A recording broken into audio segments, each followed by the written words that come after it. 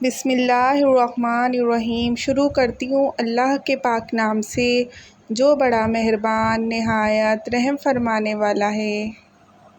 پیارے بچوں، السلام علیکم۔ کیسے ہیں آپ سب؟ امید کرتی ہوں آپ سب خیریت سے ہوں گے۔ یہ online class the Lincoln school کی جانب سے دی جا رہی ہے۔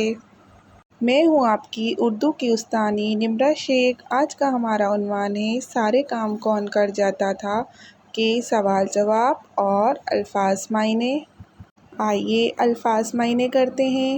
پہلا ہے امیر المومنین۔ امیر المومنین کے معنی ہیں مسلمانوں کا اعلیٰ حاکم۔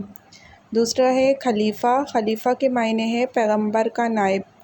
تیسرا ہے معمول۔ معمول کے معنی ہے طریقہ، عادت یا رواج۔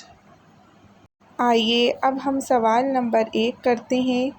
سوال نمبر 1 ہے حضرت عمر رضی اللہ تعالیٰ عنہ بڑھیا کے سارے کام کیوں کر جاتے تھے؟ جواب: حضرت عمر رضی اللہ تعالیٰ عنہ بڑھیا کے سارے کام اس لیے کر جاتے تھے کیونکہ وہ اندھی اور کمزور تھی اور اس کے گھر میں اس کے سوا اور کوئی نہ تھا جو اس کی مدد کر جاتا۔ آئیے اب ہم سوال نمبر 2 کرتے ہیں۔ سوال نمبر 2 ہے حضرت عمر فاروق رضی اللہ تعالیٰ عنہ بڑھیا کے کون کون سے کام کر جاتے تھے؟ جواب: حضرت عمر فاروق رضی اللہ تعالیٰ عنہ بڑھیا کے گھر جھاڑو دیتے، مٹکوں میں پانی بھرتے اور ضرورت کی چیزیں بازار سے لا کر رکھ دیتے۔ اب ہم سوال نمبر 3 کرتے ہیں۔ سوال نمبر 3 ہے حضرت عمر فاروق رضی اللہ تعالیٰ عنہ کو کس بات پر حیرت ہوئی؟ جواب: حضرت عمر فاروق رضی اللہ تعالیٰ عنہ کو اس بات پر حیرت تھی کہ ان سے بھی پہلے آ کر سارے کام کون کر جاتا تھا۔ اب ہم سوال نمبر 4 کی جانب چلتے ہیں۔ سوال نمبر 4 ہے حضرت عمر فاروق رضی اللہ تعالیٰ عنہ نے کام کرنے والے شخص کا راز کیسے جانا؟ جواب: حضرت عمر فاروق رضی اللہ تعالیٰ عنہ نے دروازے کے قریب چھپ کر کام کرنے والے شخص کا راز جانا۔ اب ہم سوال نمبر 5 کرتے ہیں۔ سوال نمبر 5 ہے حضرت ابوبکر صدیق رضی اللہ تعالیٰ عنہ نے بڑھیا کے کاموں کی ذمہ داری کیوں اٹھا لی تھی؟